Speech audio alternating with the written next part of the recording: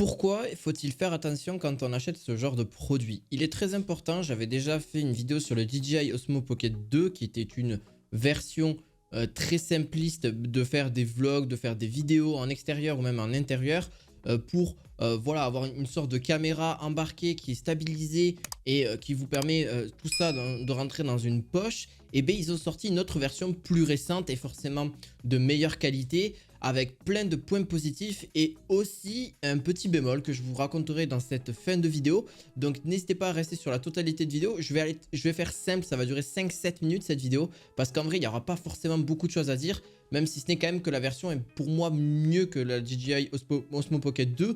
Mais il faudra qu'on parle du prix, il faudra aussi qu'on parle de ses inconvénients parce qu'elle en a quand même tout de même. Aujourd'hui c'est quand même spécialisé pour un certain nombre de personnes, c'est caméra de vlogging entre guillemets parce que c'est pour ça qu'on va s'en utiliser. C'est pas forcément pour des vacances, c'est surtout pour partager soit à un public qui souhaite voilà, avoir quelque chose de stabilisé. Aujourd'hui un téléphone c'est pas vraiment stabilisé, certes ça donnera quand même une super bonne qualité, mais aujourd'hui c'est pas forcément du tout la même chose, à part si vous souhaitiez avoir une sorte, ce qu'on appelle un stabilisateur pour téléphone, ça existe et néanmoins c'est à prendre en compte. Donc ce qu'il faut savoir avec ces DJI Osmo Pocket 3, c'est que, ou la 2, peu importe, c'est que forcément il y a un prix, forcément il y a quelque chose qu'il faut prendre en compte. Aujourd'hui on a le combo qui est donné avec, mais forcément il y a des choses qui ne me correspondent pas avec cette version-là. Alors certes elle va filmer en 4K, 120 images par seconde, elle a aussi un tracker, donc elle va pouvoir suivre aussi vos effets de mouvement ou un mouvement particulier, donc ça c'est génial. Donc ça jusque là c'est parfait. Il y a aussi le bundle, donc le bundle créateur, où entre guillemets vous allez pouvoir la placer sur un trépied avec aussi un micro supplémentaire. Bref, tout est disponible. Mais moi, il y a des choses qui me vont pas. Aujourd'hui, c'est ultra bien d'avoir ce type de caméra pour n'importe quelle raison. Mais il faut pas que ça reste au placard. Le but, c'est que ça soit utilisé quand même relativement régulièrement parce que vous n'avez pas acheté quelque chose qui coûte 539 € pour rien. Je vous la mettrai en description en cas pour ceux qui vraiment ont un choix à faire là-dessus. Et moi, c'est pour ça que je fais cette vidéo. C'est vraiment pour faire une review, mais aussi un bon point de vue sur cette caméra. Encore une fois, pourquoi il existe de telles caméras sur le marché? Parce que forcément, ça doit être adapté en fonction de l'utilisation que vous allez en faire. Aujourd'hui, si vous êtes là juste pour faire des vidéos lambda, etc., le téléphone suffira largement. Et peut-être un petit stabilisateur si vous souhaitez stabiliser un peu votre caméra, ok.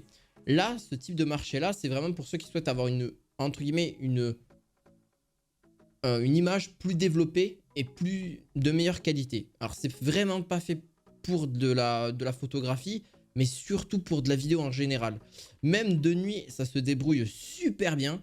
On voit très peu de grains, c'est vraiment bien stabilisé. Et même, je trouve qu'au niveau du logiciel, c'est parfait. On a bien un retour caméra aussi qui est beaucoup plus grand que la version 2 déjà pour la même occasion. Forcément, il est légèrement plus gros aussi. Donc, ce qui est bon, ce qui fait aussi un choix particulier. Et qu'est-ce qu'on pourrait aussi comparer à celle-ci comme caméra? On pourrait les comparer contre les Action Cam. Encore une fois, les Action Cam, c'est quoi? Les Action Cam, en fait, c'est simple.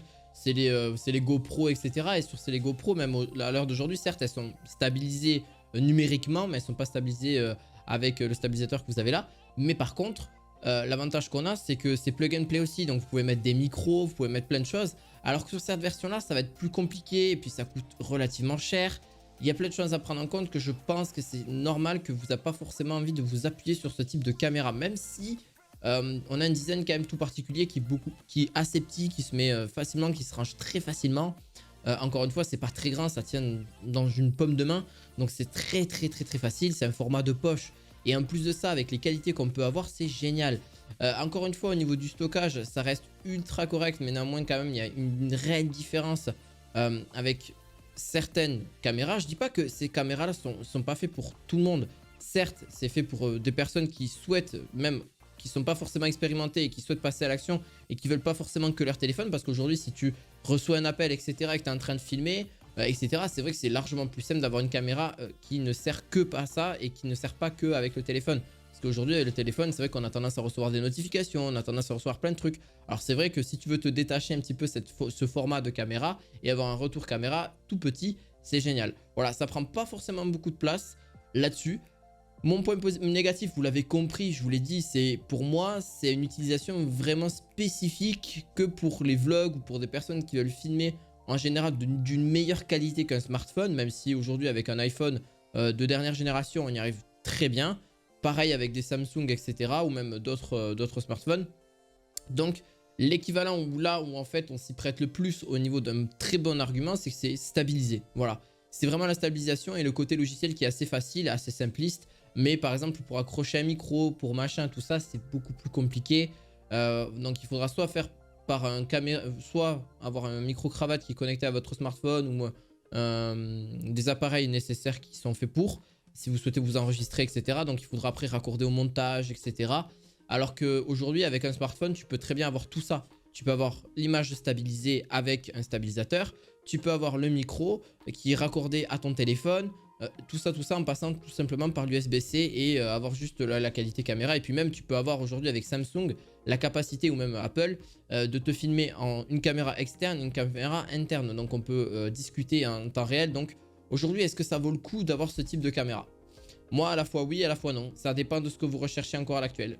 Donc, c'est pour ça que je trouve que c'est un élément très important à prendre en compte. Voilà, encore une fois. Qui pourra bien sûr se connecter avec votre smartphone. Donc, si vous voulez une qualité supplémentaire, c'est possible aussi. Un peu comme l'Osmo Pocket 2. Mais pour moi, son prix est à la fois justifié par toutes les qualités, toutes les technologies qu'elle offre.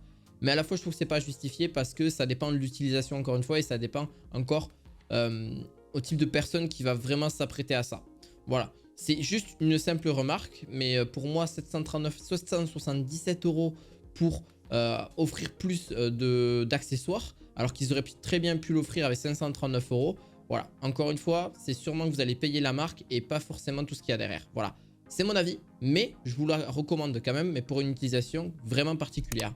J'espère en tout cas que cette vidéo vous aura plu. N'hésitez pas à mettre un petit pouce bleu, à vous abonner à cette chaîne. Et on se retrouve très prochainement pour d'autres vidéos high-tech. À la fois prochaine. Ciao, ciao.